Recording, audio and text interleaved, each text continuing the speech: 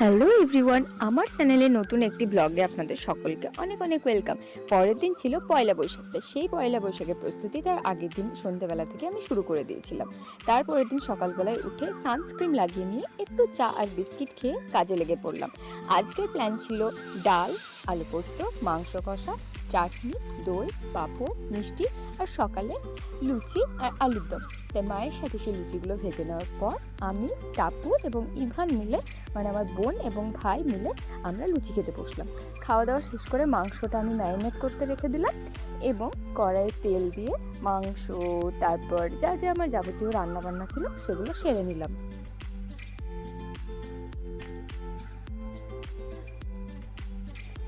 রান্নাবান্না শেষ করে আমি আব্বু যে দুপুরবেলায় চিপস বানাবে বলেছিল, আব্বুর জন্য সেই চিপসের আলুগুলোকে কেটে দিচ্ছিলাম।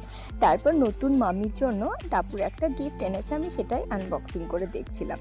তারপর আজকে যেহেতু পয়লা বৈশাখ, তাই পয়লা বৈশাখে নতুন মিষ্টি নিয়ে এসেছিলো, সেই মিষ্টিগুলো দেখছিলাম। অবশ্য খাইনি আমি একটাও, এখন অবশ্য মিষ্টি খাওয়া আমি কমিয়েই দিয়েছি।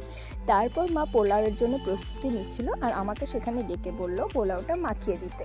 তো মা এখানে গরম ভাতটা ঢেলে দিচ্ছে, কারণ গরম জিনিসে আমার হাত সহজেই পুড়ে যায়। তো আমি এখানে ভাতটা মাখিয়ে নেওয়ার পর এই যে দুপুরে আমি খেতে বসলাম। আর এই ছিল আজকের আমাদের রেসিপি। ভিডিওটা কেমন লেগেছে সকলে জানিও এবং লাইক করে দিও। বাই।